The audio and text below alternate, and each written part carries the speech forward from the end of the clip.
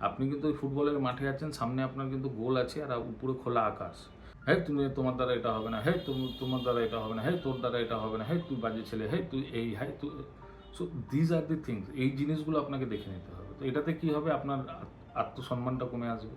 আমি এরকম লোকের সাথে থাকবোই বা কেন, যার জন্য আমি আমার গ্রোথ, আমার পজিটিভিটিকে আমি স্যাক্রিফাইস করছি। নমস্কার বন্ধুরা, আজকে যেই বিষয়ে কথা বলবো সেটাও ব্যক্তিত্বের একরকম ট্রেড, যে আমরা পার্সপেক্টিভ বুঝি বা লোককে চেনার চেষ্টা করি, কিন্তু এমন লোকের থেকে একটু সাবধান। এরা হচ্ছে টক্সিক লোক, টক্সিক পিপল। নেগেটিভ পিপল আর টক্সিক পিপলের মধ্যে কিন্তু অন্তর আছে, এটা জেনে রাখবেন। আজকে আমি টক্সিকের উপরে কথা বলছি। টক্সিক পিপল তারা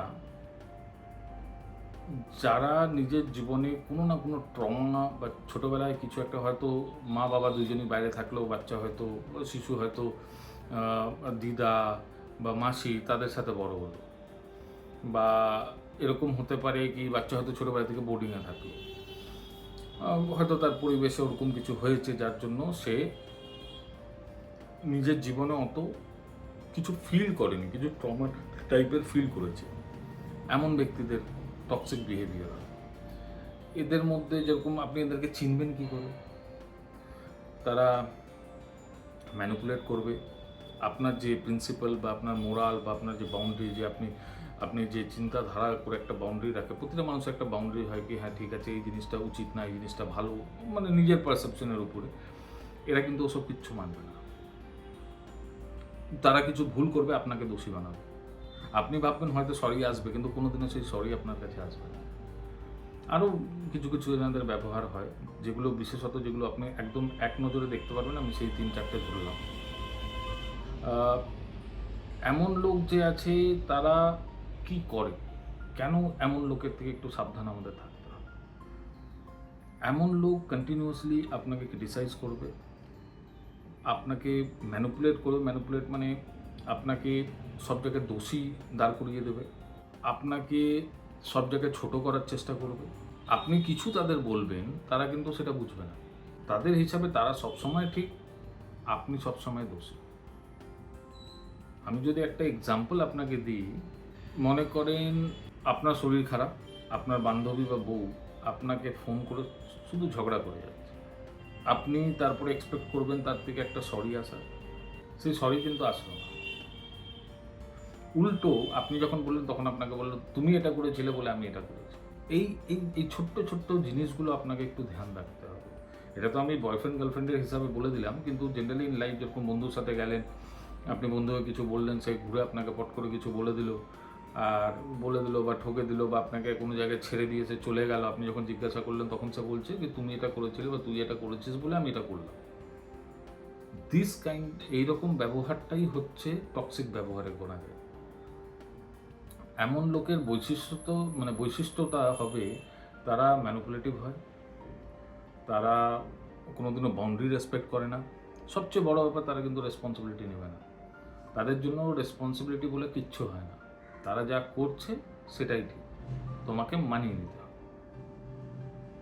এমন লোকের থেকে একটু আমাদেরকে সাবধান থাকতে হবে।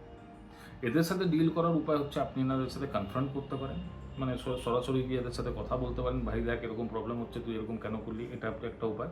সেটা কিন্তু এন্ড ওয়েল হবে না। দ্বিতীয় হচ্ছে লেট গো করা। এমন লোককে আপনি বলেন ঠিক আছে ভাই, তুই নিজের জায়গায়, আমি নিজের জায়গায়, তুইও খুশি থাক, আমিও খুশি থাক। কারণ দেখেন, আমাদেরকে নিজেদেরকে প্রায়োরিটাইজ করতে হবে।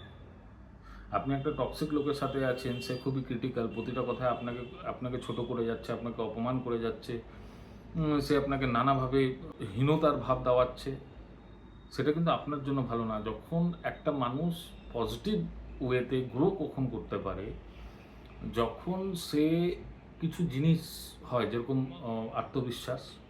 এখন একটা টক্সিক লোকের সাথে থাকবেন, ধীরে ধীরে আপনার আত্মবিশ্বাস কমে আসবে, আপনার সেলফ স্টিম, আত্মসম্মান যেটাকে বলে। একটা টক্সিক লোক আপনাকে সবসময় কিন্তু আপনার সম্মানে হিট করে কথা বলবে। হ্যাঁ তুমি তোমার দ্বারা এটা হবে না, হ্যাঁ তুমি তোমার দ্বারা এটা হবে না, হ্যাঁ তোর দ্বারা এটা হবে না, হ্যাঁ তুই বাজে ছেলে, হ্যাঁ তুই এই, হ্যাঁ তুই। So these are the things, এই জিনিসগুলো আপনাকে দেখে নিতে হবে। তো এটাতে কী হবে, আপনার আত্মসম্মানটা কমে আসবে। আমরা যে নিজেকে আয়নায় দেখে নিজের প্রতি একটা সম্মান রেখে, সেটা কমে আসবে। আপনার ক্ষীণমন্যতা হবে। তো আমি এরকম লোকের সাথে থাকবোই বা কেন, যার জন্য আমি আমার গ্রোথ, আমার পজিটিভিটিকে আমি স্যাক্রিফাইস করছি। দেখেন, আপনাকে প্রথম দিনও বলেছি, আপনি কিন্তু ওই ফুটবলের মাঠে আছেন, সামনে আপনার কিন্তু গোল আছে আর উপরে খোলা আকাশ। গোলটা করতে পারলে কিন্তু সব আপনার কাছে। আপনাকে যদি কেউ এরকম একজন হয় যে আপনাকে এত হীনমন্যতার ফিলিং দেওয়ায়, আপনি কিন্তু সেই গোলটা কোনোদিনও করতে পারবেন না। কারণ কি, আপনি কেনতে আটকে থেকে যাবেন? এটা তো একটা ফাউল। ফাউলের উপরে আপনি যদি এটাই কোশ্চেন করেন, কেন আমার সাথে কেন হলো, কেন রেফারি দিল না, কেন এই হয়ে গেল, কেন, তো আপনার তো ওখানেই শেষ। আপনি তো গোল অব্দি পৌঁছাতেই পারলেন না। তাই এমন লোকের থেকে দূরে থাকাটাই ভালো। আমি আপনাকে ওই কিছু ট্রেড বলে দিলাম, তাদেরকে চেনা। যেরকম আপনাকে বললাম, তারা ম্যানুপুলেটিভ হবে, সব জায়গায় ভিকটিম কার্ড খেলবে, কোনো রেসপন্সিবিলিটি তারা কিন্তু নেবে না, সব দোষ কিন্তু আপনার ঘাড়ে চাপাবে। আপনি ভাববেন না সরি বলবে বা কিছু, কোনো কিচ্ছু আসবে না সেখান থেকে। তারা উল্টা রায়দা সব দোষ আপনার ঘাড়ে চাপিয়ে দেবে, কিছু না হলেও গল্প বানিয়ে আপনার ঘাড়ে চাপিয়ে দেবে 4টে লোকের সামনে। তো এমন লোকের থেকে একটু দূরে থাকে। আর হ্যাঁ, এদের সাথে যদি আপনি কনফ্রন্ট করেন, তাহলে কিন্তু সামাজিক ব্যবস্থায় করবেন।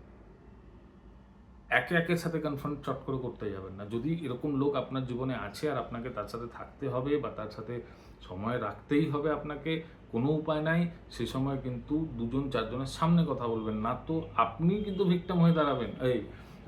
আপনি ভিকটিম, কিন্তু আপনি কিন্তু প্রতারক হয়ে দাঁড়াবেন সেখানে। তাই একটুখানি ভেবে চিনতে, আমি জানি এই টপিক একটু বড় হয়ে গেল, কিন্তু কিছু করার নেই এটাতে। I am sorry. Thank you.